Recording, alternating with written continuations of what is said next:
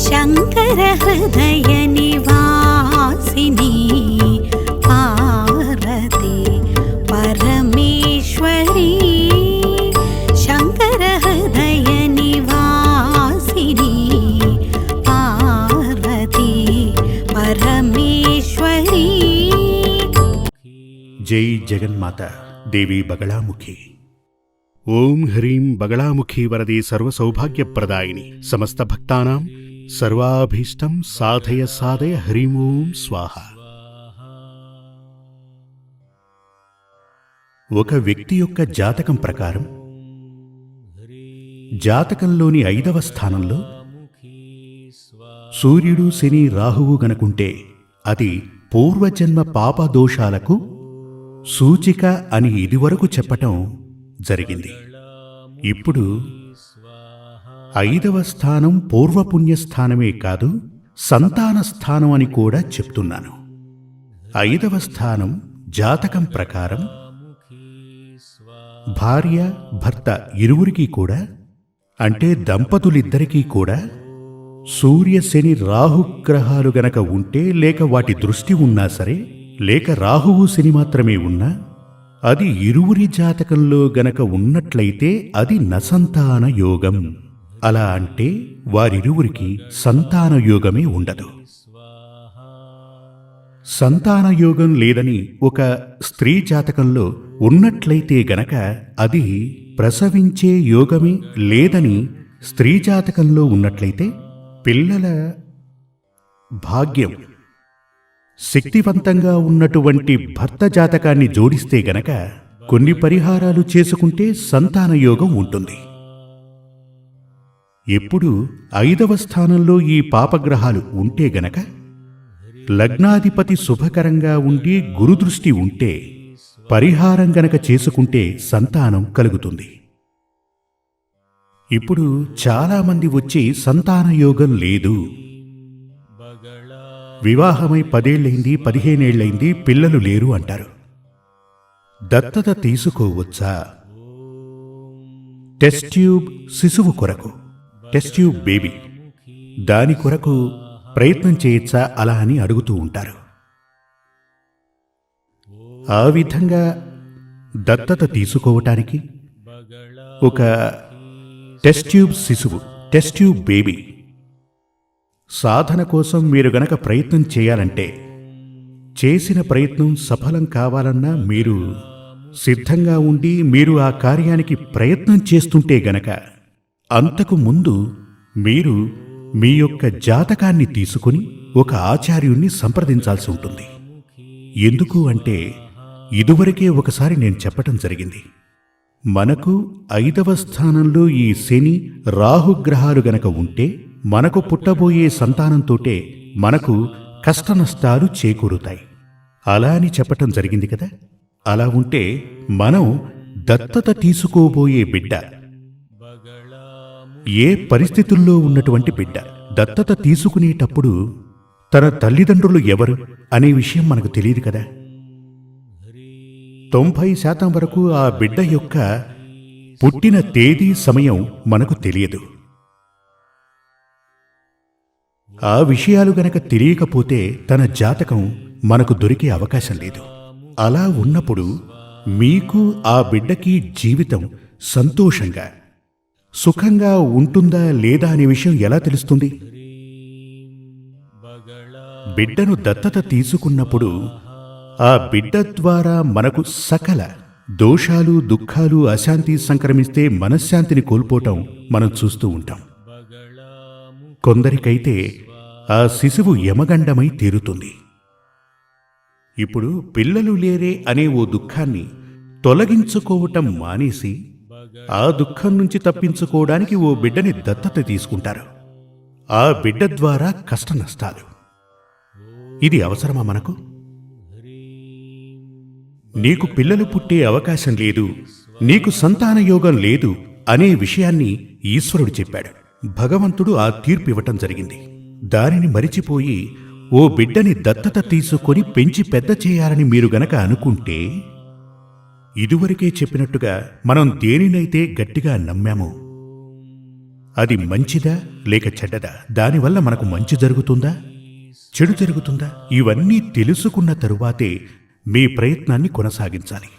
లేదంటే మనశ్శాంతిని కోల్పోతారు. ధన నష్టం, ప్రాణహాని, ఒక్కోసారి జైలు పాలవటం ఇవన్నీ కూడా వచ్చి చేరుతాయి. అలా ఉన్నటువంటి చాలామంది వచ్చి మొదట పిల్లలు లేరు అనే దుఃఖంతో వచ్చి తరువాత వారు ఎంచుకున్న మార్గంలోనే నడిచి దత్తత తీసుకుని ఆ బిడ్డ ద్వారా సకల దోషాలు సంక్రమించి బాధలు అనుభవించిన వారు తెలుసు కాబట్టి మీకు చెప్తున్నాను. అందుచేత పిల్లలు దాదాపుగా 90% పుట్టే అవకాశం ఉందా లేదా చూడండి.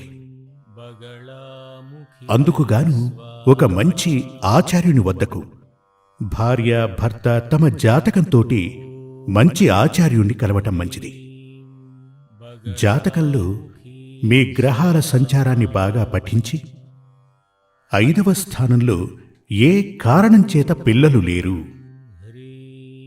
అనేది తెలుసుకోవడం కోసం అష్టమంగళ ప్రశ్నను వేసి చూడాల్సి ఉంటుంది. అలా అష్టమంగళ ప్రశ్నను వేసి చూస్తే గనక అది మీకు సంతానయోగం లేకపోవటానికి కారణం ఏమిటి, జాతకం చూస్తే సంతానయోగం ఉందా లేదా తెలుస్తుంది. లేకపోవటానికి కారణం ఏంటో తెలుసుకోవటానికి ఈ ప్రశ్న చూడాలి. ఆ విధంగా చూసి ప్రసవించే యోగం ఉంటే గనక దానికి పరిహారాలు చేసుకుంటే మీ బీజం నుంచే మీకు సంతాన భాగ్యం కలిగితే మంచిదే కదా. అప్పుడు ఆ బిడ్డ యొక్క భవిష్యత్తు మనల్ని బేస్ చేసుకుని ఉంటుంది. లేదు అంటే ఒక బిడ్డని దత్తత తీసుకుని వస్తున్నప్పుడు అది కరెక్టా, తన జన్మ ఎలాంటిది, తల్లిదండ్రులు ఎవరు, అదేవిధంగా తన జాతకం ఇవన్నీ సరిగ్గా ఉండాలన్న నిబంధనైతే లేదు కదా. ఇవన్నీ నమ్మలేం కదా. అలా ఉన్నప్పుడు కరెక్ట్గా ఉన్నటువంటి ఒక బిడ్డని మీకు ముందుగానే తెలిసిన వాళ్లైనట్లయితే, మీ బంధువుల్లోనే ఉన్నవారైతే జాతకంతో పాటుగా తమ బిడ్డని మీకు దత్తతివ్వడానికి సిద్ధంగా ఉంటే ముందుగా ఆ బిడ్డను స్వీకరించడానికి ముందు, దత్తత తీసుకోవటానికి ముందు మీ జాతకంతో అతనికి సఖ్యత ఉందా?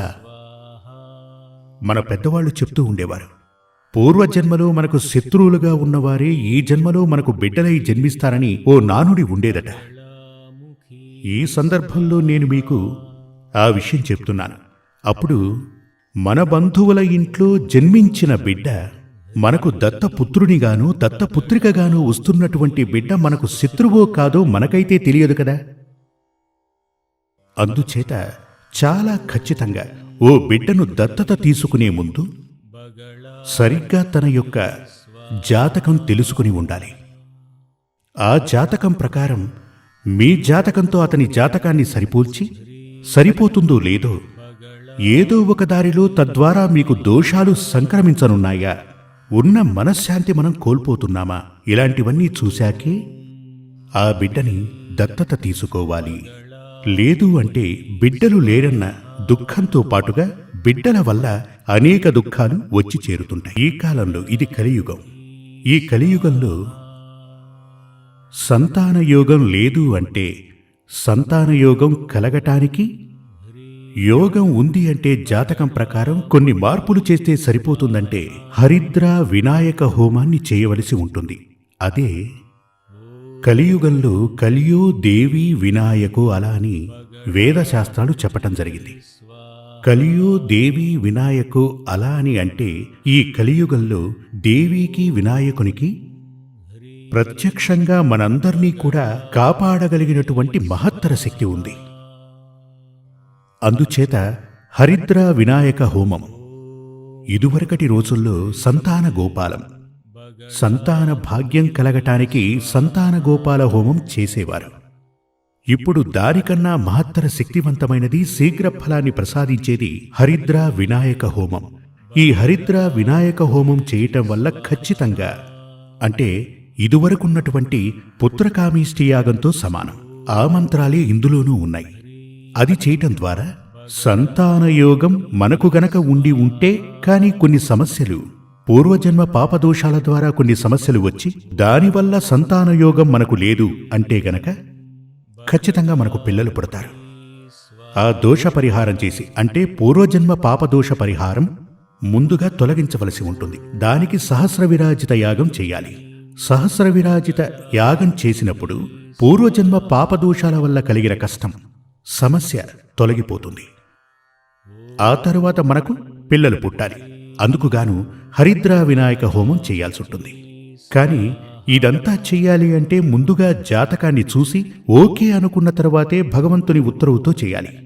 లేదు అంటే మనం గనక హరిద్రా వినాయక హోమం, విరాజిత యాగం వాటి వల్ల ఎలాంటి లాభం ఉండదు.